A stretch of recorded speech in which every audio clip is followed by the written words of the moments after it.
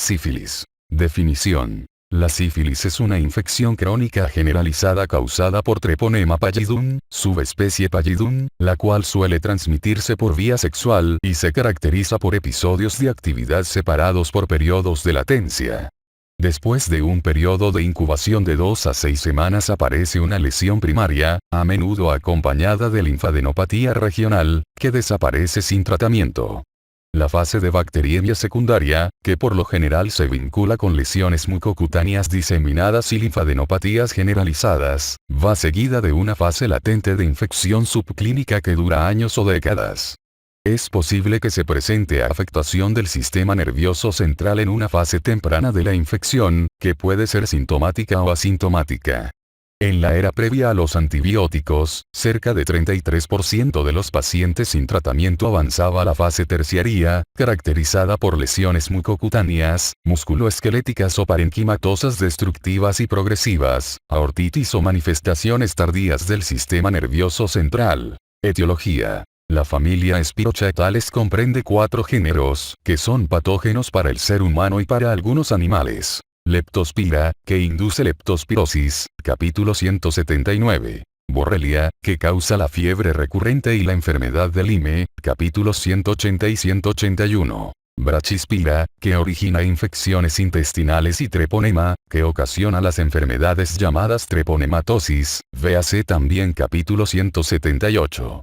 Entre las especies de treponema se encuentran Treponema pallidum subespecie pallidum, causante de la sífilis venérea. Treponema pallidum subespecie pertenue, que produce el piano frambesia. Treponema pallidum subespecie endemicum, que ocasiona el vegel o la sífilis endémica y Tecarateum, que es el microorganismo causal de la pinta. Hasta fecha reciente, las subespecies se diferenciaban de manera predominante por los síndromes clínicos que generaban. Ahora los investigadores identificaron firmas moleculares que permiten distinguir las 3 subespecies de Treponema pallidum con métodos sin cultivo, basados en la reacción en cadena de la polimerasa, pero en algunas cepas otras firmas de secuencias cruzan los límites de las subespecies. Otras especies de treponema observadas en la boca, la mucosa de genitales y el tubo digestivo de seres humanos se han vinculado con enfermedades, por ejemplo, periodontitis, pero no hay certeza de que sean microorganismos etiológicos primarios. Treponema pallidum subespecie pallidum, en todo el texto que sigue se menciona solo como Treponema pallidum, el cual es una espiroqueta fina cuyo cuerpo celular está circundado por una membrana citoplásmica trilaminar, una capa delicada de peptidoglucanos que le confiere rigidez estructural, así como una membrana exterior con abundantes lípidos que contiene una cantidad relativamente pequeña de proteínas integrales de membrana. El microorganismo se desplaza gracias a endoflagelos que lo rodean en forma espiral en el espacio periplásmico. Treponema pallidum no puede cultivarse in vitro. La secuenciación del genoma reveló muy pocas capacidades metabólicas porque no tiene los genes necesarios para la síntesis de novo de muchos aminoácidos, nucleótidos o lípidos. Además, tampoco posee los genes que codifican las enzimas del ciclo de Krebs y la fosforilación oxidativa. El microorganismo contiene numerosos genes compensadores que se prevé que codifiquen transportadores de aminoácidos, hidratos de carbono y lípidos. Asimismo, gracias al análisis del genoma y a otros estudios, se descubrió que hay una familia de genes, TPR, formada por 12 integrantes, que tiene semejanzas con los antígenos variables de la membrana externa de otras espiroquetas. Un miembro, TPRK, tiene regiones variables, V, circunscritas que genera modificaciones antigénicas en el curso de la infección, quizá como un mecanismo de evasión inmunitaria. El único hospedador natural de Treponema pallidum es el ser humano. Treponema pallidum puede infectar a innumerables animales, pero solo los seres humanos, los simios superiores y unas cuantas especies de laboratorio presentan de manera regular lesiones sifilíticas. Se utilizan conejos para propagar cepas virulentas de Treponema pallidum y sirven como el modelo animal que mejor refleja la enfermedad y la inmunopatología de los seres humanos. Transmisión y epidemiología. Casi todos los casos de sífilis se adquieren por contacto sexual con personas portadoras de lesiones contagiosas, es decir, chancro, placas mucosas, exantemas cutáneos o condilomas planos figura A. 1, 20. Es menos frecuente el contagio por contactos no venéreos o transfusión de sangre contaminada, así como infección intrauterina o trasplante de órgano. Sífilis en Estados Unidos. Con el advenimiento de la penicilina en la década de 1940, el número total de casos de sífilis notificados al año en Estados Unidos descendió hasta apenas 31.575 casos en el año 2000, reducción de 95% desde 1943, con menos de 6.000 casos de sífilis contagiosa primaria y secundaria. Esta última es mejor indicador de la actividad de la enfermedad que los casos totales de sífilis.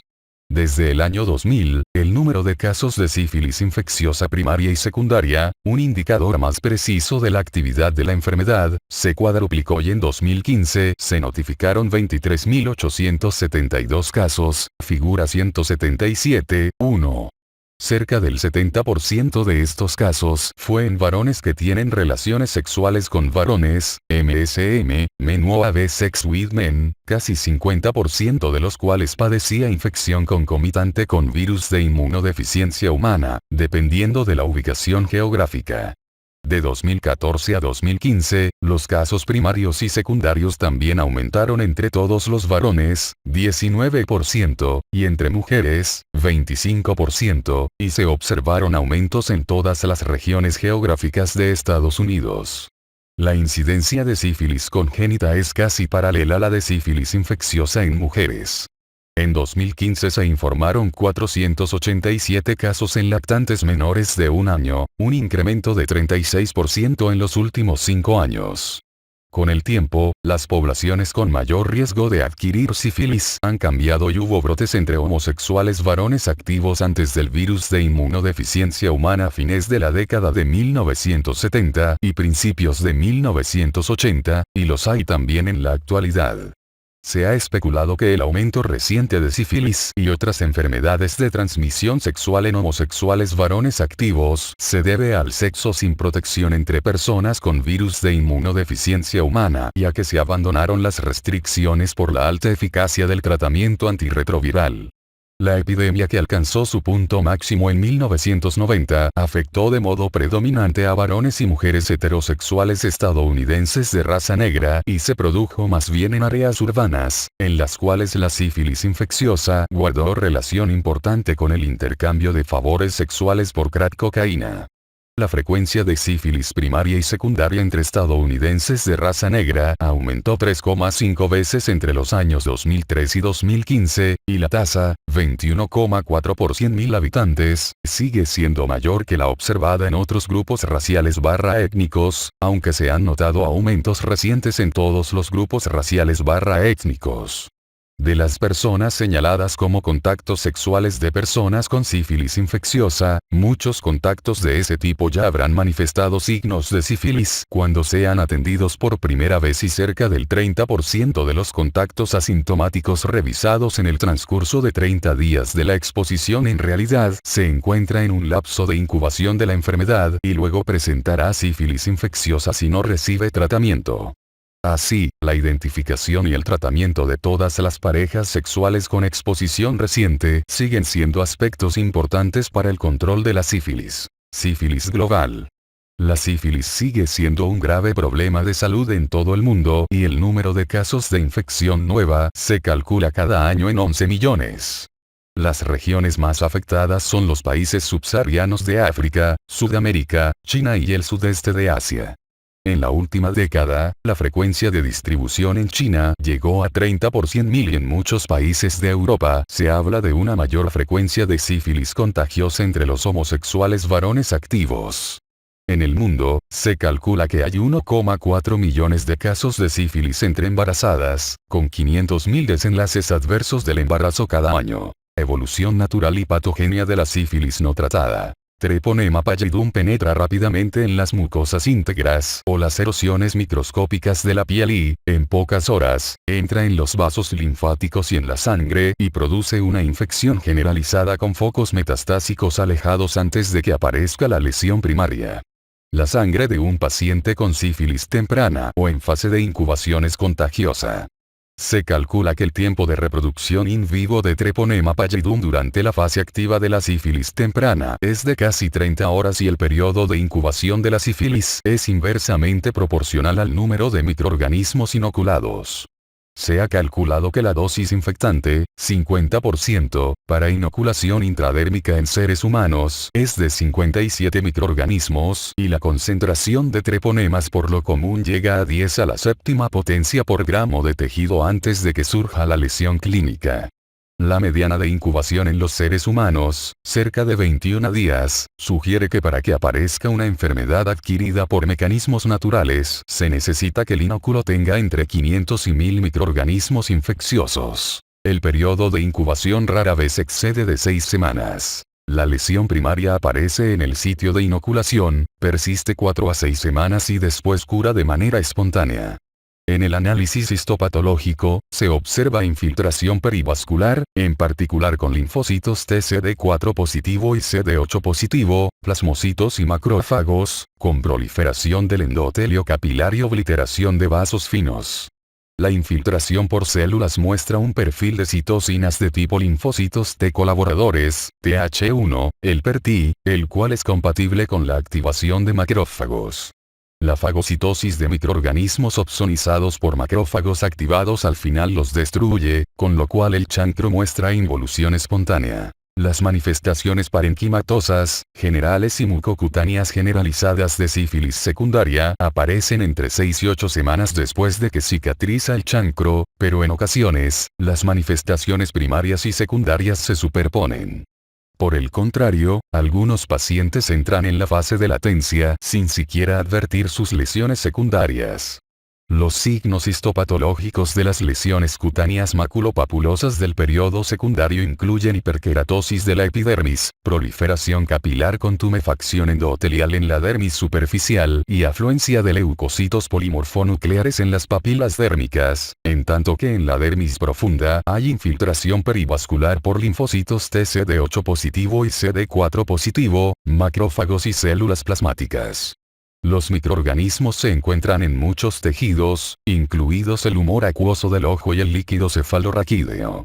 La invasión a muchos tejidos, incluido el sistema nervioso central, por Treponema pallidum se produce en las primeras semanas o meses de la infección y hasta 40% de los pacientes muestra alteraciones de la composición del líquido cefalorraquídeo durante el periodo secundario.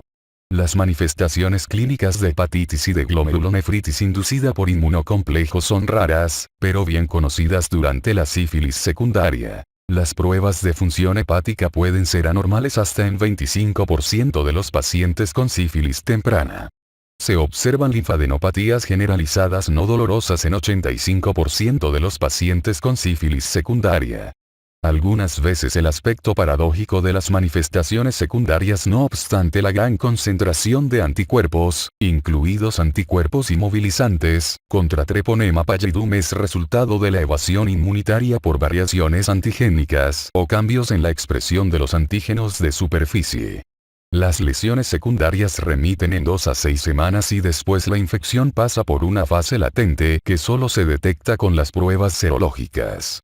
Antes de que existieran los antibióticos, 25% de los pacientes no tratados experimentaba por lo menos una recurrencia de las lesiones mucocutáneas generalizadas o circunscritas, casi siempre durante el primer año. Por eso era de máxima importancia identificar y explorar a las parejas sexuales de los pacientes que padecían sífilis menor de 1 año de duración. Como ya se mencionó, cerca del 33% de los pacientes con sífilis latente sin tratamiento progresaba a sífilis terciaria en la época anterior a los antibióticos, cuando los tipos más frecuentes de sífilis terciaria eran gomas, lesión granulomatosa casi siempre benigna, sífilis cardiovascular, por lo general de los vasa vasorum de la aorta ascendente, con la formación resultante de un aneurisma, y neurosífilis sintomática tardía, tabes dorsal y parecías. En la actualidad, en los países occidentales el tratamiento específico de la sífilis temprana y latente y el tratamiento casual, es decir, el tratamiento con antibióticos por otra enfermedad, pero que también son activos contra treponema, prácticamente han eliminado la sífilis terciaria. Sin embargo, todavía es posible demostrar lesiones asintomáticas del sistema nervioso central hasta en 40% de las personas con sífilis temprana y 25% de los pacientes con sífilis latente. Además, en China se han notificado casos de paresías generales y tabes dorsal. Se desconocen los factores que favorecen la aparición y el empeoramiento progresivo de la sífilis terciaria. Manifestaciones clínicas. Sífilis primaria. El chancro primario típico suele comenzar con una sola pápula indolora que pronto se erosiona y endurece, cuyo borde así como la base de la úlcera luego adquieren una consistencia cartilaginosa, muy característica a la palpación. Se observan lesiones primarias múltiples en una minoría de pacientes.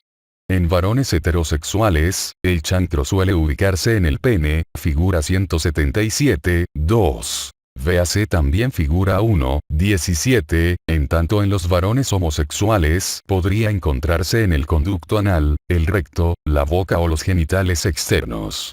En algunos homosexuales varones activos se ha identificado el sexo oral como fuente de la infección. En las mujeres, las localizaciones más frecuentes son el cuello uterino y los labios vulvares. Por consiguiente, la sífilis primaria pasa inadvertida con mayor frecuencia en las mujeres y los varones homosexuales que en los varones heterosexuales. Las lesiones primarias atípicas son comunes.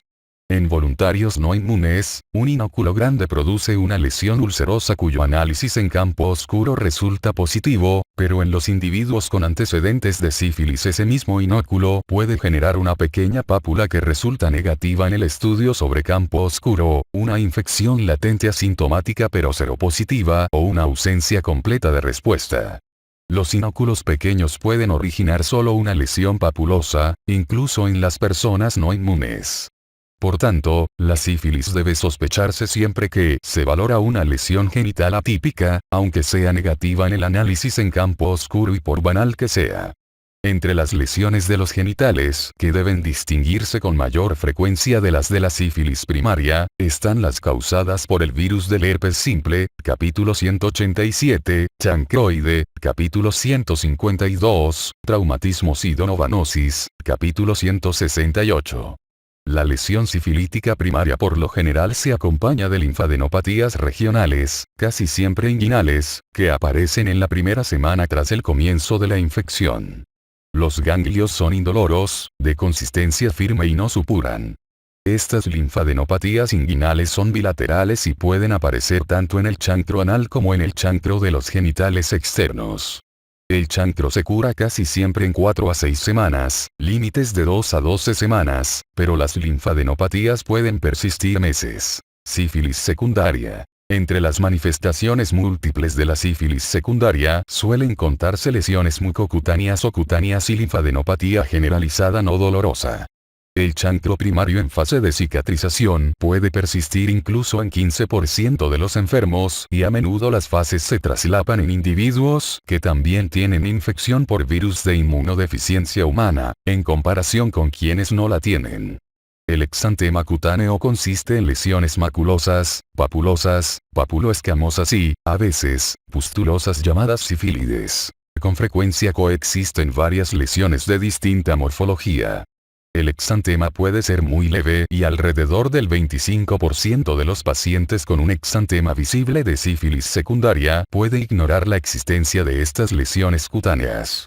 Las lesiones iniciales incluyen máculas de color rojo pálido o rosa, circunscritas y no pruriginosas repartidas en el tronco y la zona proximal de las extremidades, que evolucionan a lesiones papulosas distribuidas de manera extensa, las cuales a menudo afectan palmas de las manos y plantas de los pies, figura 177, 3.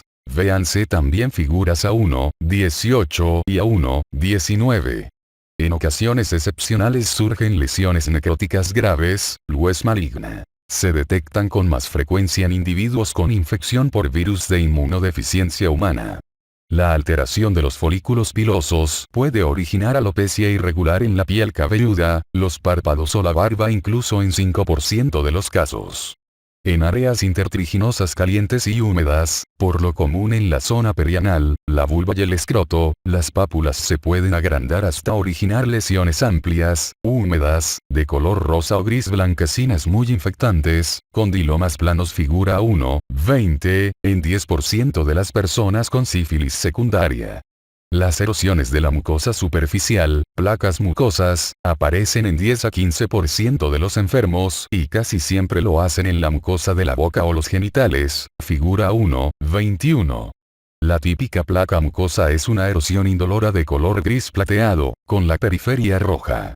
Los síntomas generales que pueden preceder o acompañar a la sífilis secundaria son: dolor faríngeo, 15 a 30%, fiebre, 5 a 8%, pérdida de peso, 2 a 20%, malestar general, 25%, anorexia, 2 a 10%, cefalea, 10%, y meningismo, 5%. Solo en 1 a 2% de los casos se observa meningitis aguda, pero hasta en 40% de los pacientes se detecta aumento del recuento celular, así como de la concentración de proteínas en el líquido cefalorraquídeo y, en 30% de los casos de sífilis primaria y secundaria, se aísla Treponema pallidum en dicho líquido. Este último dato muchas veces, aunque no siempre, se vincula con otras alteraciones del líquido cefalorraquídeo. Los hallazgos oculares relacionados con la sífilis secundaria, o de etapa posterior desconocida, incluyen anormalidades pupilares y neuritis óptica, además de la iritis o uveitis típica. El diagnóstico de sífilis ocular a menudo se considera en pacientes afectados solo después de la falta de respuesta al tratamiento esteroide tópico. Hay reportes de uveitis anterior en 5 a 10% de los pacientes con sífilis secundaria y se ha demostrado la presencia de Treponema pallidum en el humor acuoso de tales pacientes. Sin el diagnóstico y tratamiento oportunos, puede causar ceguera. La publicación reciente de varios reportes de sífilis ocular recuerda a los médicos que deben preguntar sobre manifestaciones neurológicas en todas las etapas de la sífilis. En un estudio retrospectivo reciente, 7,9% de los pacientes con sífilis informó cambios recientes en la visión o la audición cuando se les preguntó al respecto, y más de la mitad que informó tales cambios tuvo hallazgos anormales en el líquido cefalorraquídeo oftalmológicos consistentes con sífilis. Las complicaciones menos frecuentes de la sífilis secundaria comprenden hepatitis, nefropatía, lesiones gastrointestinales, gastritis hipertrófica, placas de proctitis o una tumoración rectosigmoidea, artritis y periostitis. La afectación del hígado es más frecuente en la sífilis. Si bien por lo general se mantienen asintomáticos, hasta 25% de los enfermos puede tener anomalías en las pruebas de función hepática. Quizás se observe hepatitis sifilítica evidente. La afectación renal suele deberse al depósito de complejos inmunitarios y desencadena proteinuria vinculada con un síndrome nefrótico agudo. A semejanza de lo que ocurre con la sífilis primaria, las manifestaciones de la sífilis secundaria muestran involución espontánea en 1 a 6 meses. Sífilis latente. Este diagnóstico se establece en una persona sin tratamiento cuando las pruebas serológicas son positivas, con resultados normales en el análisis del líquido cefalorraquídeo y ninguna manifestación clínica de esta enfermedad. El proceso suele sospecharse por los antecedentes de lesiones de la sífilis primaria o secundaria, por el antecedente de una exposición a la sífilis o por el nacimiento de un neonato afectado de sífilis congénita. La duración de la infección latente, que determina la selección del tratamiento apropiado, se puede averiguar cuando existe una prueba serológica anterior que dio un resultado negativo o si se conocen las fechas de aparición de las lesiones o del contacto sospechoso. La sífilis latente temprana se limita al primer año después de la infección, en tanto que la modalidad tardía persiste más de un año, o un lapso desconocido. Treponema pallidum puede aparecer de forma intermitente en la sangre durante la fase de latencia y, en la embarazada, la enfermedad puede infectar al feto. Además, se ha transmitido la espiroqueta y contagiado la enfermedad por transfusiones de sangre u órganos donados de individuos con sífilis latente. Se pensaba que la forma latente tardía sin tratamiento tendría 3 desenlaces posibles. 1. Infección permanente y persistente. 2. Aparición de sífilis tardía, o 3. Curación espontánea con reversión de los resultados de las pruebas serológicas a negativos. Sin embargo, se sabe ahora que rara vez, si acaso, las pruebas basadas en anticuerpos contra treponema más sensibles se tornan negativas, sin tratamiento. Hoy en día, es muy inusual la evolución hasta la forma clínica tardía, pero hay duda en cuanto a la curación espontánea de la enfermedad. Afectación del sistema nervioso central. De modo tradicional, se ha considerado que la neurosífilis es una manifestación tardía de la sífilis, lo cual constituye un concepto inexacto.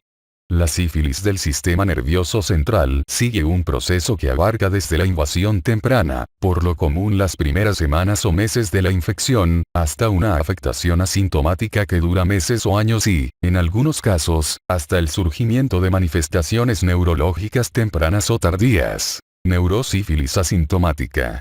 El diagnóstico se establece en personas sin síntomas ni signos del sistema nervioso, pero con anomalías del líquido cefalorraquídeo, como pleocitosis de mononucleares, aumento de las concentraciones de proteínas o reactividad del líquido cefalorraquídeo en la prueba e investigación laboratorial de enfermedades venéreas.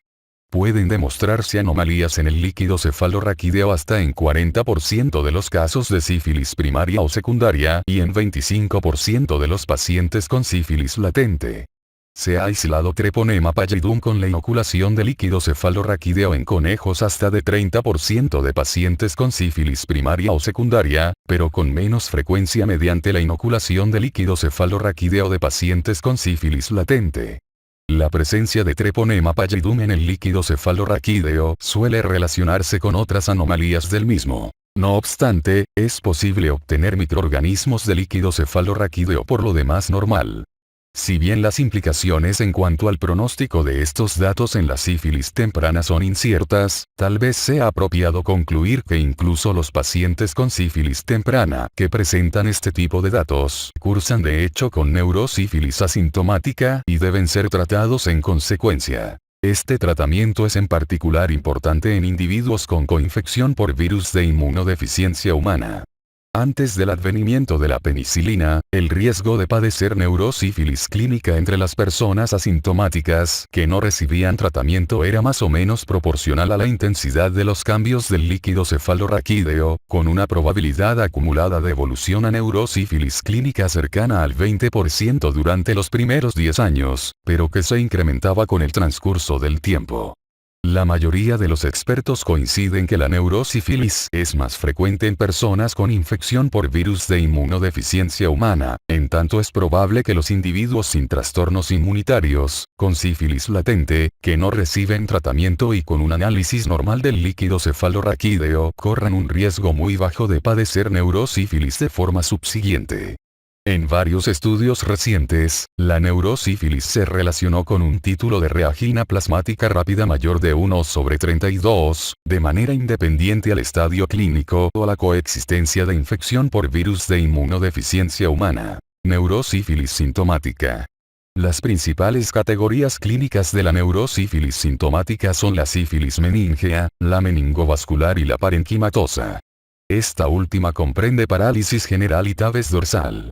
El inicio de los síntomas suele tener lugar menos de un año después de la infección en el caso de la sífilis meningea, hasta 10 años después de adquirida la infección en la sífilis meningovascular, cerca de 20 años en el caso de la parálisis general y entre 25 y 30 años en la tabes dorsal.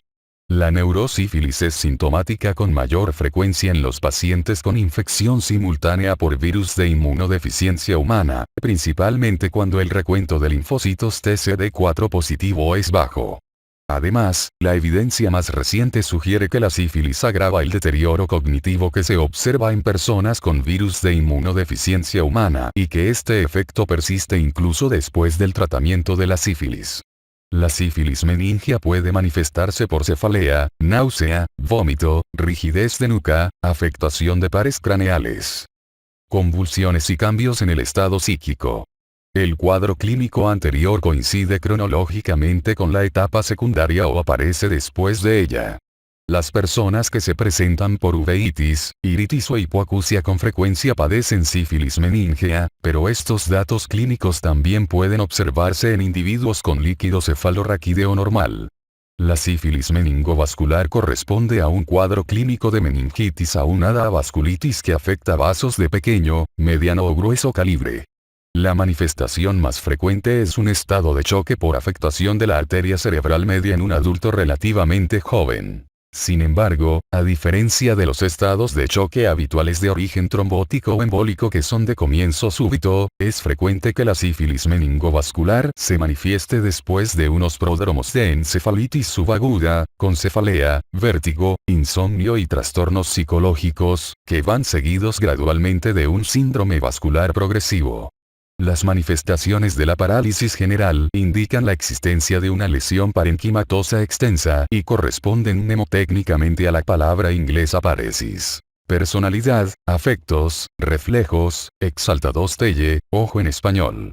Por ejemplo, pupilas de Argyll-Robertson sensorio, ilusiones, ideas delirantes, alucinaciones intelecto, disminución de la memoria reciente y de la capacidad de orientación, cálculo, juicio y razonamiento, y speech, el habla, en español. La tabes dorsal produce los signos y los síntomas correspondientes a la desmielinización de los cordones posteriores, las raíces y los ganglios dorsales.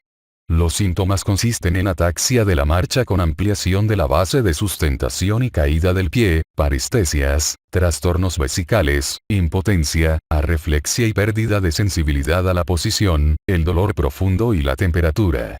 Las pupilas de Argyll-Robertson, pequeñas e irregulares, que es un signo propio de tabes y la parálisis general conservan la reacción a la acomodación, pero no al estímulo de la luz. En la tabes también es frecuente la atrofia óptica. Otras manifestaciones de la sífilis tardía. La enfermedad inflamatoria de evolución lenta que culmina con signos de sífilis terciaria comienza al inicio de la infección, aunque quizá no se manifieste clínicamente durante años o décadas. La ortitis sifilítica temprana se hace evidente poco después de que desaparecen las lesiones secundarias y es probable que años antes los tejidos hayan quedado infectados con treponemas que desencadenaron la aparición de gomas. Sífilis cardiovascular. Las manifestaciones cardiovasculares que suelen aparecer 10 a 40 años después de la infección, son atribuibles a la endarteritis obliterante de los vasa vasorum que se encargan de llevar sangre a los grandes vasos.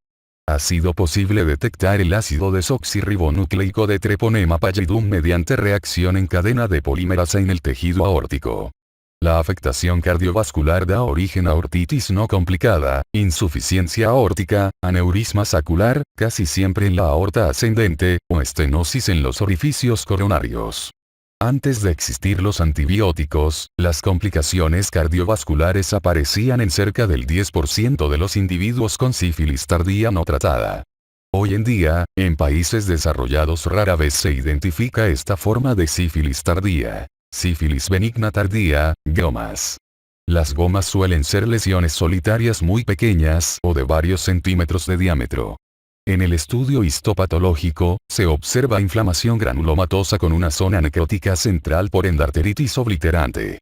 Ha sido posible identificarlo por medio de reacción en cadena de polimerasa o aislarlo en estas lesiones, al tiempo que el tratamiento con penicilina permite su eliminación rápida, lo cual confirma que el treponema estimuló la inflamación.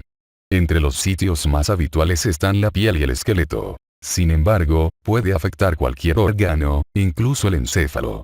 Las gomas cutáneas originan lesiones nodulares o ulcerosas indoloras, inconstantes e induradas que se asemejan a otros cuadros granulomatosos crónicos.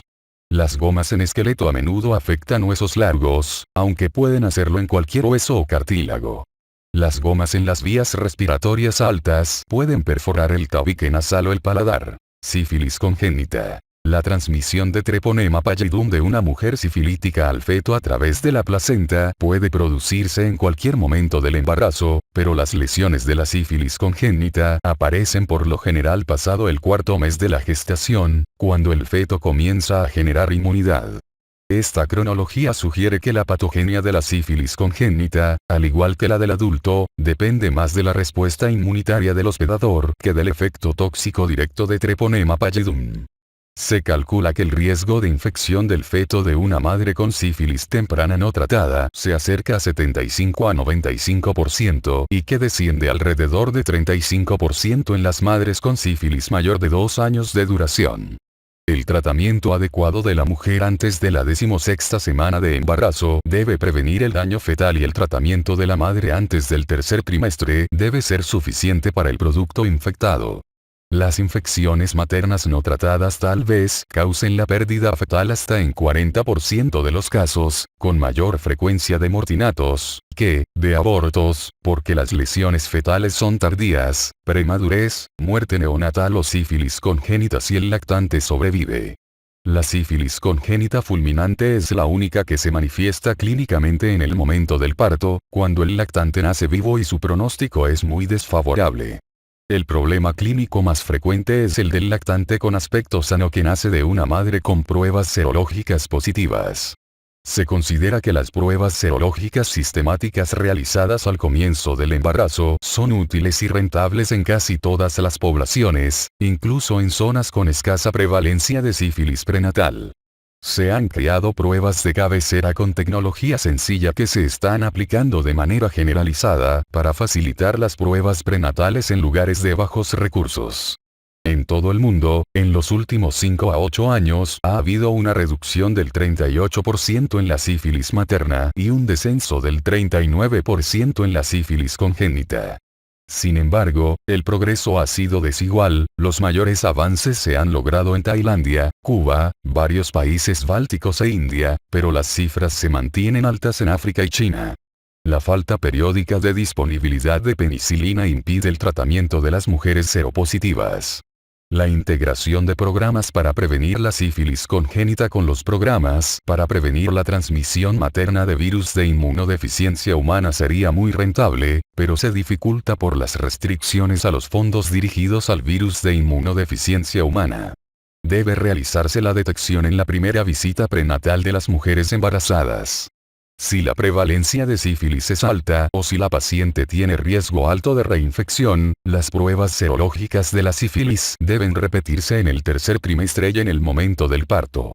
Es indispensable distinguir entre sífilis congénita neonatal y otras infecciones congénitas generalizadas, como rubéola, infección por citomegalovirus o herpes simple y toxoplasmosis, así como eritroblastosis fetal. Las manifestaciones de la sífilis congénita son manifestaciones tempranas, que aparecen en los 2 primeros años de la vida, a menudo entre las 2 y las 10 semanas de vida, o más tarde, después de los 2 años. Las primeras manifestaciones de la sífilis congénita son rinitis o coriza 23%, lesiones mucocutáneas, 35 a 41%, cambios óseos, 61%, que incluyen periostitis detectable con estudios radiográficos de huesos largos, hepatoesplenomegalia, 50%, linfadenopatía, 32%, anemia, 34%, ictericia, 30%, trombocitopenia y leucocitosis. En 22% de los recién nacidos infectados, se puede detectar invasión del sistema nervioso central por Treponema pallidum. La muerte neonatal es causada por hemorragia pulmonar, infección bacteriana secundaria o hepatitis grave.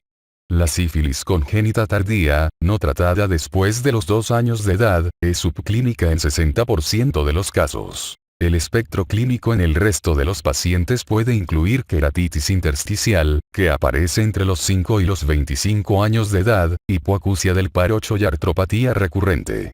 En la época preantimicrobiana se observaba neurosífilis en 25% de los pacientes con sífilis congénita tardía sin tratamiento.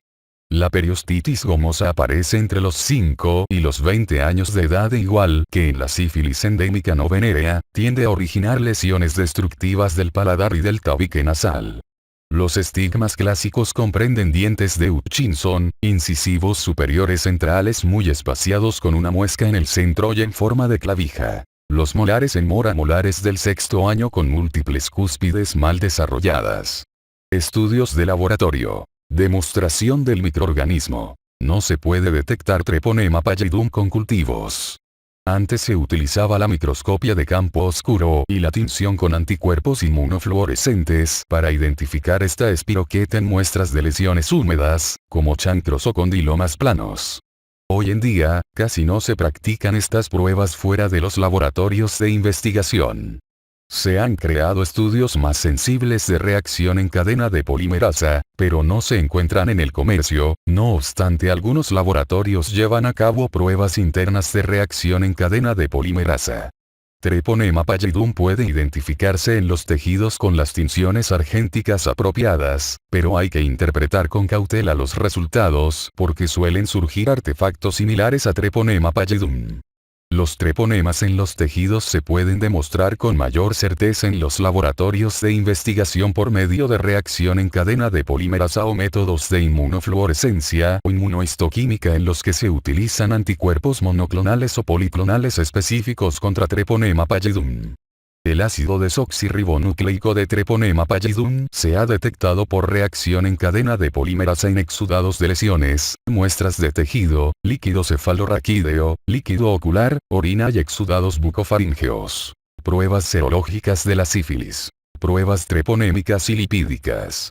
Hay dos clases de pruebas serológicas para investigar la sífilis. Treponémicas y lipoídicas, llamadas no treponémicas.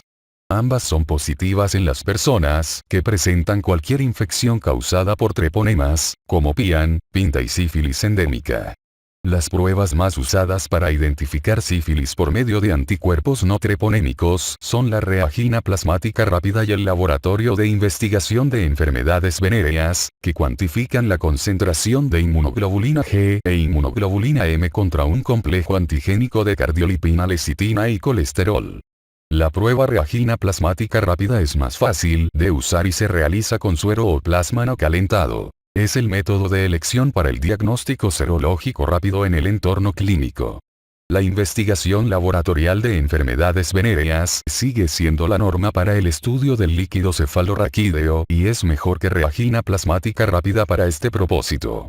Las pruebas reagina plasmática rápida y investigación laboratorial de enfermedades venéreas se recomiendan para la detección inicial o para la cuantificación de los anticuerpos séricos. El título obtenido manifiesta la actividad de la enfermedad, aumenta durante la evolución de la sífilis temprana y a menudo rebasa la concentración de 1/32 en la sífilis secundaria, y desciende después sin tratamiento. Posterior al tratamiento de la sífilis temprana, una reducción persistente de 4 diluciones o más, por ejemplo, una disminución de 1/32 a 1/8, se considera una respuesta adecuada.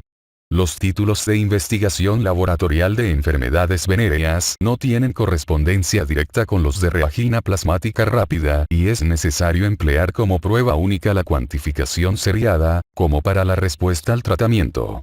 Las pruebas treponémicas cuantifican los anticuerpos con antígenos nativos o recombinantes de Treponema pallidum y entre ellas se encuentran la prueba fluorescente de absorción de anticuerpos antitreponémicos y la aglutinación de partículas de Treponema pallidum, ambas más sensibles para la sífilis primaria que las pruebas lipoídicas. Cuando se utilizan para confirmar resultados positivos con estudios no treponémicos, los métodos treponémicos tienen un valor predictivo positivo muy alto para el diagnóstico de la enfermedad. También se crearon inmunoanálisis enzimáticos o de quimioluminiscencia para treponema basados en gran medida en la reactividad a antígenos recombinantes y ahora se usan de manera generalizada en laboratorios grandes como estudios de detección. Sin embargo, en el entorno de la detección primaria, estos métodos originan resultados positivos falsos incluso en 1 a 2% de los sujetos estudiados, y la tasa es mayor con las pruebas inmunoanálisis enzimáticos o de quimioluminiscencia. Un alto porcentaje de sueros reactivos por inmunoanálisis enzimáticos o de quimioluminiscencia no son reactivos en las pruebas lipídicas. Tales sueros deben examinarse en la prueba aglutinación de partículas de Treponema pallidum, que incluye distintos antígenos y una plataforma diferente. Si la prueba aglutinación de partículas de Treponema pallidum resulta negativa, es improbable que el paciente tenga sífilis. Si es reactiva, es probable la sífilis vigente o pasada. Las pruebas inmunocromatográficas rápidas descritas para la detección prenatal en instituciones con recursos limitados no son accesibles en Estados Unidos.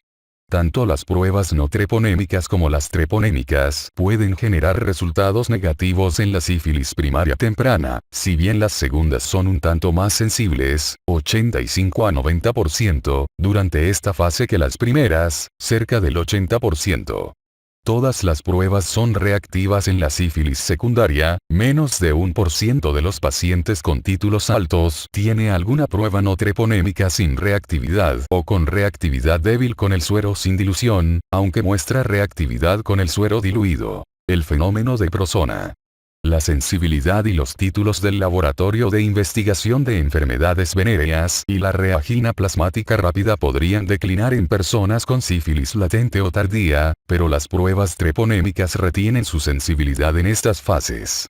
Ya sea que los títulos de la prueba no treponémica disminuyan o la prueba pierda su reactividad tras el tratamiento de la sífilis temprana, las pruebas treponémicas muchas veces conservan su reactividad luego del tratamiento y no permiten determinar el estado de infección en sujetos con sífilis previa. Para fines prácticos, la mayoría de los médicos deben conocer 3 usos de los estudios serológicos de sífilis recomendados por los Centros para el Control y la Prevención de Enfermedades. 1. Detección inicial o diagnóstico, reagina plasmática rápida o laboratorio de investigación de enfermedades venéreas.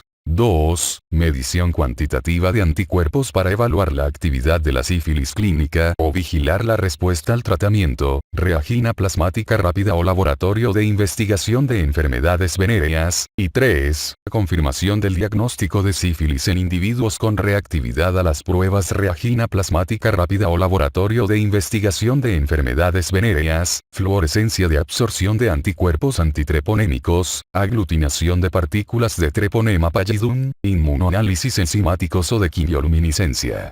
Los estudios no demostraron la utilidad de las pruebas de inmunoglobulina M en adultos con sífilis.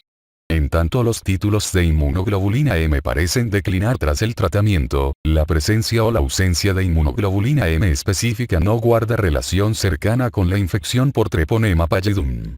Además, no se recomienda ninguna de las pruebas de inmunoglobulina M disponibles en el comercio para la valoración de recién nacidos con sospecha de sífilis congénita. Métodos serológicos con resultados positivos falsos para sífilis. Los antígenos lípidos de los métodos no treponémicos son similares a los observados en los tejidos humanos y estas pruebas pueden ser reactivas, es decir, generar resultados positivos, por lo común, con títulos menores o iguales a 1/8, en personas sin infección treponémica. En los individuos en quienes se realiza detección de sífilis por factores de riesgo altos, sospecha clínica o antecedente de exposición, cerca del 1% de los estudios reactivos correspondió a pruebas positivas falsas. Las pruebas investigación laboratorial de enfermedades venéreas y reagina plasmática rápida modernas son muy específicas y las reacciones positivas falsas se limitan en gran medida a sujetos con cuadros autoinmunitarios o consumo de fármacos inyectables. La prevalencia de resultados positivos falsos aumenta con la edad. En un sujeto en que la prueba no treponémica fue positiva falsa, se descarta la sífilis mediante un método treponémico no reactivo. Con las pruebas treponémicas puede haber reacciones positivas falsas, en especial con las nuevas inmunoanálisis enzimáticos o de quimioluminiscencia, que son muy sensibles. Cuando se realiza la detección en una población donde la prevalencia de sífilis es baja, muchas veces el número de reacciones positivas falsas supera a las positivas verdaderas, lo que conduce a tratamientos innecesarios.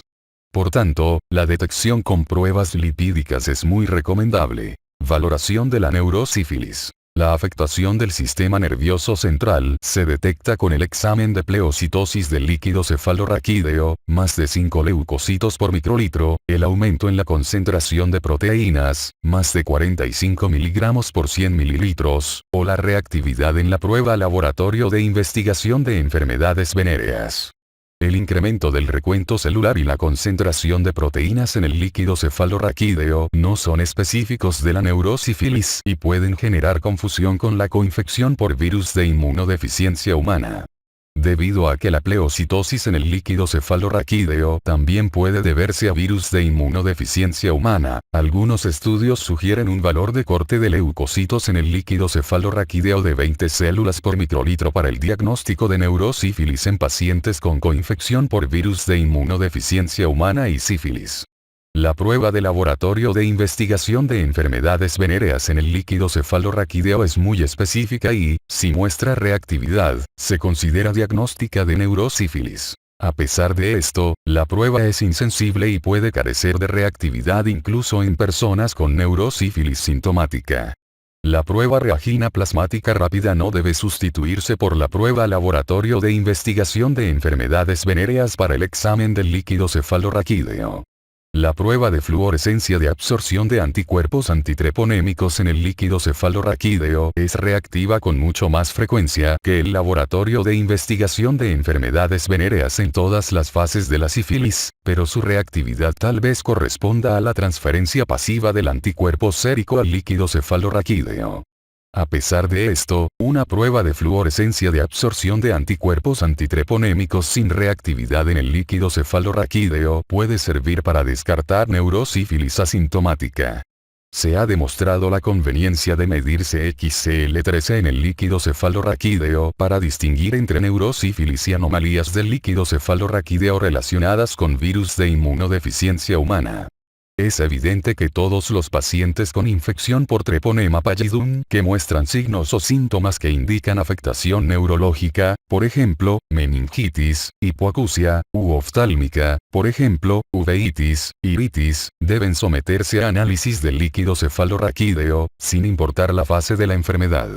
La atención apropiada de los individuos asintomáticos no está tan bien definida.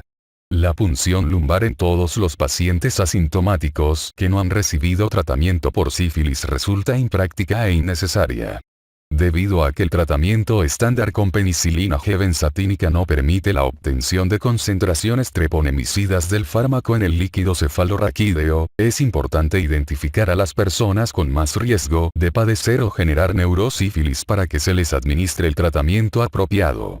Se ha obtenido Treponema pallidum viable del líquido cefalorraquídeo de varios pacientes, con y sin virus de inmunodeficiencia humana simultáneo, después de administrar penicilina G benzatínica para sífilis temprana. Gracias a estudios prospectivos a gran escala, se cuenta ahora con guías basadas en la evidencia para determinar cuáles pacientes con sífilis podrían beneficiarse más del análisis del líquido cefalorraquídeo en búsqueda de datos de neurosífilis. De manera específica, los sujetos con títulos de reagina plasmática rápida mayor o igual de 1/32 se encuentran en riesgo más alto de padecer neurosífilis, 11 veces más en personas con infección por virus de inmunodeficiencia humana y 6 veces más en individuos sin tal infección, al igual que los pacientes con infección por virus de inmunodeficiencia humana y recuento de linfocitos TCD4 positivo menor de 350 células por microlitro. En las personas con sífilis terciaria activa y aquellas con sospecha de falla terapéutica también debe realizarse una prueba en el líquido cefalorraquídeo. Valoración de la sífilis en pacientes infectados por el virus de inmunodeficiencia humana. Como las personas con mayor riesgo para contraer sífilis son también las más expuestas a adquirir la infección por virus de inmunodeficiencia humana, es frecuente que ambas infecciones coexistan en el mismo paciente. Hay pruebas de que la sífilis y otras enfermedades causantes de úlceras genitales pueden ser factores de riesgo importantes para adquirir y transmitir la infección por virus de inmunodeficiencia humana. Algunas manifestaciones de la sífilis pueden alterarse en los pacientes con una infección simultánea por virus de inmunodeficiencia humana y muchas de las recurrencias neurológicas después del tratamiento habitual se han informado en estos pacientes. En toda persona con infección por virus de inmunodeficiencia humana recién diagnosticada, se realiza detección de sífilis y, a la inversa, se investiga infección por este virus en todo sujeto con sífilis recién diagnosticada. Algunos autores, Convencidos por los informes que indican la persistencia de Treponema pallidum en el líquido cefalorraquídeo de los sujetos infectados por virus de inmunodeficiencia humana después del tratamiento habitual de la sífilis temprana, recomiendan analizar el líquido cefalorraquídeo en busca de indicios de neurosífilis en todos los pacientes con ambas infecciones, sea cual fuera el periodo clínico de la sífilis, y administrar tratamiento de la neurosífilis si el líquido cefalorraquídeo presenta anomalías. Otros, con base en su propia experiencia clínica, consideran que las medidas terapéuticas estándar, sin análisis del líquido cefalorraquídeo, son suficientes en todos los casos de sífilis temprana en los pacientes con infección por virus de inmunodeficiencia humana y sin manifestaciones neurológicas.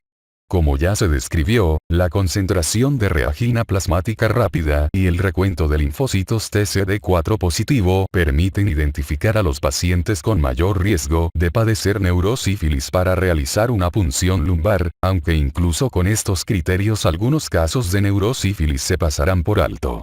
Es importante llevar a cabo pruebas serológicas tras el tratamiento en todos los pacientes con sífilis, en particular los afectados también por virus de inmunodeficiencia humana. Tratamiento. Sífilis. Tratamiento de la sífilis adquirida. Las guías de los Centros para el Control y la Prevención de Enfermedades para 2015 en cuanto al tratamiento de la sífilis se resumen en el cuadro 177.1 y se exponen más adelante. El mejor fármaco para todos los periodos de la sífilis es la penicilina G que, en concentraciones bajas, destruye a Treponema pallidum, aunque se necesita un lapso prolongado de contacto con el antibiótico debido a la lentitud con que se multiplica este microorganismo. La eficacia de la penicilina contra la sífilis permanece intacta después de 70 años, y no hay datos de resistencia de Treponema pallidum a la penicilina. Otros antibióticos eficaces en la sífilis son las tetraciclinas y las cefalosporinas. Los aminoglucósidos y la espectinomicina inhiben Treponema pallidum solo en dosis muy altas, y ni las sulfonamidas ni las quinolonas los inactivan. La acitromicina ha sido muy promisoria como fármaco oral contra Treponema pallidum. Sin embargo, las cepas que alojan mutaciones del ácido desoxirribonucleico ribosomal 23 Svedberg que confieren resistencia a macrólidos están muy extendidas. Estas cepas constituyen más de 80 a 90% de los aislamientos recientes en grandes ciudades de Estados Unidos, Europa y China, mientras que las tasas de mutación en 23 Svedberg son mucho menores en algunos otros sitios. En resumen, la prevalencia de cepas resistentes varía mucho con la región geográfica y no se recomienda el tratamiento sistemático de la sífilis con acitromicina. Siempre que se administra acitromicina como tratamiento de la sífilis es necesario vigilar al paciente de manera rigurosa. Pacientes con sífilis temprana y sus contactos. La penicilina G benzatínica es el fármaco más utilizado para esta modalidad de sífilis. También son recomendables medidas preventivas en sujetos que han estado expuestos en los 90 días anteriores a sífilis infectante. Los regímenes recomendados para profilaxis son iguales a los que se indican para la sífilis temprana. La penicilina G benzatínica cura más de 95% de los casos de sífilis temprana. No obstante, puede haber recurrencia clínica después del tratamiento, en particular en individuos con infección concomitante por virus de inmunodeficiencia humana. Debido a que el riesgo de recurrencia neurológica quizás sea mayor en pacientes con infección por virus de inmunodeficiencia humana, se recomienda el análisis del líquido cefalorraquídeo en los sujetos seropositivos al virus y con sífilis en cualquier fase, sobre todo aquellos con un título de reagina plasmática rápida en suero mayor o igual a 1/32 o un recuento de linfocitos TCD4 positivo menor o igual a 350 células por microlitro. Debe administrarse un tratamiento apropiado contra la neurosífilis si hay alguna evidencia de infección del sistema nervioso central, sífilis latente tardía o de duración indeterminada. Cuando el líquido cefalorraquídeo es normal o no se analizó, el tratamiento recomendado consiste en penicilina G benzatínica, 7,2 millones de unidades en total. Cuadro 177.1. Si se identifican anomalías en el líquido cefalorraquídeo, habrá que instituir medidas terapéuticas contra neurosífilis. Sífilis terciaria. Se examina el líquido cefalorraquídeo. Si este es normal, el tratamiento recomendado es penicilina G benzatínica, 7,2 millones de unidades en total. Cuadro 177, 1. En caso de observar anomalías en el líquido cefalorraquídeo, se administrará tratamiento para la neurosífilis. La respuesta clínica al tratamiento de la sífilis terciaria benigna suele ser impresionante. Sin embargo, los resultados de las medidas terapéuticas contra sífilis cardiovascular no son notables porque los antibióticos no revierten la aparición del aneurisma ni de la insuficiencia aórticos. Sífilis en pacientes alérgicos a la penicilina.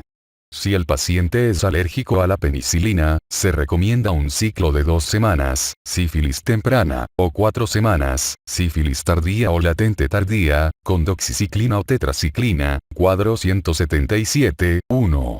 Estos regímenes al parecer son eficaces en la sífilis temprana, pero no se han probado en sífilis tardía ni latente tardía, además de que puede haber problemas con el cumplimiento del tratamiento. Unos cuantos estudios sugieren que la administración intramuscular o intravenosa de 1 gramo por día de ceftriaxona por 8 o 10 días es eficaz contra la sífilis temprana. Estos regímenes que no incluyen penicilina no se han evaluado con detenimiento en sujetos infectados por virus de inmunodeficiencia humana y hay que utilizarlos con cautela. Si no hay seguridad de que se cumplirá el tratamiento y las consultas de vigilancia, habrá que desensibilizar a todo individuo infectado por virus de inmunodeficiencia humana y alérgico a penicilina y que tiene la forma latente tardía o tardía de la sífilis y después administrarle penicilina. Neurosífilis. La penicilina G benzatínica, incluso en dosis altas, no produce concentraciones detectables del fármaco en líquido cefalorraquídeo y será mejor no utilizarlas para tratar la neurosífilis. El episodio neurológico asintomático puede reaparecer después de usar penicilina benzatínica y el riesgo de recurrencia quizás sea mayor en individuos infectados con virus de inmunodeficiencia humana. Tanto los pacientes con neurosífilis sintomática como asintomática deben recibir tratamiento con penicilina acuosa, cuadro 177, 1. Al parecer, con la administración por vía intravenosa de las dosis recomendadas de penicilina cristalina G acuosa o intramuscular de penicilina G procaínica acuosa más provenecida oral, se puede asegurar la aparición de concentraciones treponemicidas del fármaco en el líquido cefalorraquídeo. La respuesta clínica a la penicilina en la sífilis meningia es impresionante, pero el tratamiento de la neurosífilis en que existe daño del parenquima, quizás solo detenga la evolución de la enfermedad. No hay datos que sugieran que el tratamiento adicional, por ejemplo, penicilina G benzatínica durante 3 semanas, sea benéfico tras el tratamiento de la neurosífilis. El uso de antibióticos distintos a la penicilina G para el tratamiento de neurosífilis no se ha estudiado, no obstante, datos muy limitados sugieren que la ceftriaxona quizás sea una opción. En individuos con alergia a la penicilina demostrada con pruebas cutáneas, se recomiendan la desensibilización y el uso de penicilina. Tratamiento de la sífilis en el embarazo. En la primera visita prenatal, toda embarazada debe someterse a una prueba no treponémica, misma que habrá de repetirse en el tercer trimestre y en el parto en toda paciente con riesgo alto de exposición. En la embarazada no tratada en quien se sospeche sífilis, resulta esencial la valoración expedita y el comienzo de un tratamiento acorde a la fase de la enfermedad. Habrá que indicar por anticipado a la mujer el riesgo de una reacción de Harris-Herxheimer, que puede traer consigo contracciones uterinas prematuras leves que en ocasiones excepcionales culminan en parto prematuro. La penicilina es el único fármaco recomendado contra la sífilis en el embarazo. Si la paciente tiene alergia corroborada, habrá que efectuar desensibilización y administrar penicilina según las guías terapéuticas de los Centros para el Control y la Prevención de Enfermedades del 2015. Después del tratamiento, hay que repetir cada mes una prueba no treponémica cuantitativa durante todo el embarazo para valorar la eficacia terapéutica. Las mujeres tratadas cuyos títulos se incrementan 4 veces o no se reducen a la cuarta parte durante un periodo de 3 meses, deben recibir un nuevo tratamiento. Valoración y tratamiento de la sífilis congénita. Los recién nacidos, infectados o no, de una madre con pruebas serológicas reactivas, por sí solos pueden mostrar reactividad a ellas, debido a la transferencia transplacentaria del anticuerpo inmunoglobulina G de la madre. En el lactante asintomático nacido de una mujer que fue tratada de modo adecuado con penicilina durante el primero o segundo trimestre del embarazo, se pueden practicar cada mes estudios cuantitativos no treponémicos para evaluar la disminución apropiada de los títulos de anticuerpos. Los títulos crecientes o persistentes denotan infección y el lactante debe recibir tratamiento. La detección de anticuerpo inmunoglobulina M en fase neonatal puede ser útil, pero hoy en día no se recomienda ningún método comercial. El lactante debe ser tratado desde su nacimiento en las situaciones siguientes. Si se desconoce la situación terapéutica de la mujer seropositiva. Si ella recibió tratamiento insuficiente o fármacos no penicilínicos. Si se le aplicó tratamiento con penicilina en el tercer trimestre o si es difícil vigilar de modo seriado al niño. El líquido cefalorraquídeo debe estudiarse para obtener valores de referencia antes del tratamiento. La penicilina es el único fármaco recomendado para tratar la sífilis en lactantes. En las guías de 2015 de los Centros para el Control y la Prevención de Enfermedades se incluyen recomendaciones específicas para tratar a lactantes y niños de mayor edad. Reacción de Harris-Schertzheimer. Al comenzar el tratamiento contra la sífilis puede surgir una reacción impresionante, aunque por lo regular benigna, que comprende fiebre, escalofríos, mialgias, cefaleas, taquicardia, taquipnia, aumento del recuento de neutrófilos circulantes y vasodilatación con hipotensión leve. Se cree que esta reacción es una respuesta a las lipoproteínas liberadas por treponema pallidum en fase de muerte. La reacción de Harris-Schertzheimer aparece en cerca del 50% de los pacientes con sífilis primaria, en 90% de los que tienen la enfermedad secundaria y en una proporción menor de aquellos con enfermedad en etapa ulterior. El cuadro clínico se reduce en un lapso de 12 a 24 horas. El eritema y el edema de las lesiones mucocutáneas se acentúan en los sujetos con sífilis secundaria. Es necesario advertir a los pacientes sobre la posible aparición de estas molestias y que pueden tratarse de manera sintomática. Para atender esta respuesta, que es leve y transitoria, no se necesitan esteroides. Vigilancia de la respuesta al tratamiento. La eficacia de las medidas terapéuticas debe valorarse por medios clínicos, al tiempo que se vigila que el título determinado mediante Laboratorio de Investigación de Enfermedades Venéreas o reagina plasmática rápida disminuya a la cuarta parte, por ejemplo, de 1 en 32 a 1 en 8. Los individuos con sífilis primaria o secundaria deben valorarse 6 y 12 meses después de recibir tratamiento, y las personas con sífilis latente a los 6, 12 y 24 meses. Se recomienda una revisión clínica y serológica más frecuente, 3, 6, 9, 12 y 24 meses, en aquellos con infección concomitante por virus de inmunodeficiencia humana, sin importar la fase en que se encuentre la sífilis.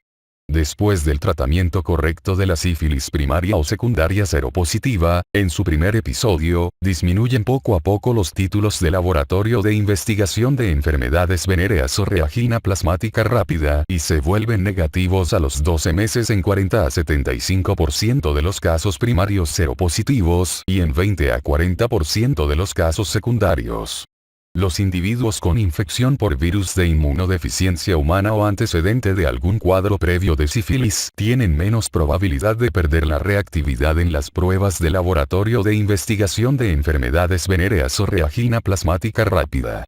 La velocidad de decremento de los títulos serológicos parece ser menor y los fracasos terapéuticos definidos con la serología son más frecuentes en pacientes con infección por virus de inmunodeficiencia humana que entre quienes no la presentan. Sin embargo, es posible que el tratamiento antirretroviral eficaz reduzca estas diferencias. Hay que pensar en repetir el tratamiento si las respuestas serológicas no son adecuadas o si persisten o reaparecen los signos clínicos.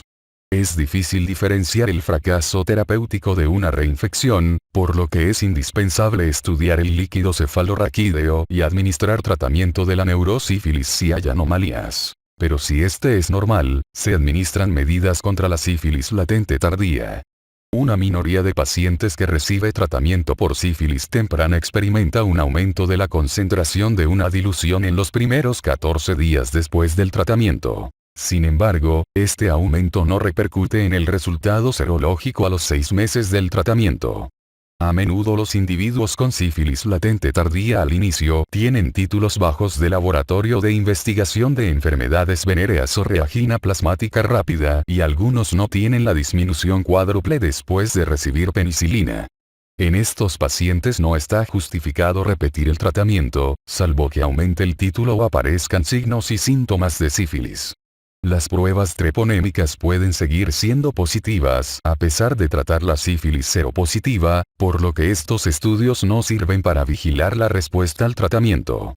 La actividad de la neurosífilis, sintomática o asintomática, guarda una mejor relación con la pleocitosis en el líquido cefalorraquídeo y tal variable constituye el índice más sensible de respuesta al tratamiento. El análisis del líquido cefalorraquídeo debe repetirse cada 6 meses hasta que el recuento celular sea normal. La pleocitosis en el líquido cefalorraquídeo disminuye a valores normales después de 3 a 12 meses en personas tratadas de manera adecuada que no tengan infección por virus de inmunodeficiencia humana. La persistencia de pleocitosis leve en personas infectadas por virus de inmunodeficiencia humana quizás se deba a la presencia de este en el líquido cefalorraquídeo. A veces es difícil distinguir entre esta situación y la ineficacia terapéutica. Los niveles altos de proteínas en el líquido cefalorraquídeo disminuyen con más lentitud y el título de laboratorio de investigación de enfermedades venéreas en dicho líquido disminuye poco a poco en el transcurso de varios años. En personas tratadas por neurosífilis, una reducción a la cuarta parte del título de reagina plasmática rápida en suero guarda una relación positiva con la desaparición de las anomalías del líquido cefalorraquídeo. Esta relación es más fuerte en personas sin infección por virus de inmunodeficiencia humana y en quienes sí la presentan, pero reciben tratamiento antirretroviral eficaz. Inmunidad a la sífilis. La rapidez de la aparición y la evolución de la resistencia adquirida a Treponema pallidum después de infección natural o experimental depende de la magnitud del estímulo antigénico, el cual a su vez obedece al tamaño del inóculo infectante, cantidad de microorganismos, y la duración de la infección antes del tratamiento. Se considera que tanto la reacción humoral como la celular tienen importancia central para la aparición de inmunidad y para la cicatrización de las lesiones tempranas. La infiltración celular, sobre todo por linfocitos T y macrófagos, produce un ambiente de citocinas dominado por el interferón gamma, que es compatible con la eliminación de microorganismos por parte de los macrófagos activados. Los anticuerpos específicos intensifican la fagocitosis. Algunos datos recientes revelan variación antigénica de la proteína TPRK, que quizá permita contribuir al desarrollo de las etapas posteriores de la sífilis, la persistencia de la infección y determine cierta susceptibilidad a la reinfección por otra cepa. Estudios comparativos del genoma detectaron algunas variaciones de secuencia entre las cepas de Treponema pallidum, lo que condujo al desarrollo de métodos de tipificación usados para examinar los brotes de sífilis. El trabajo reciente demostró que la inmunización con la proteína de la membrana externa TP0751 reduce de manera significativa la diseminación de Treponema pallidum durante la infección por sífilis en un modelo animal. Los estudios de vacunas con este y otros antígenos están en proceso.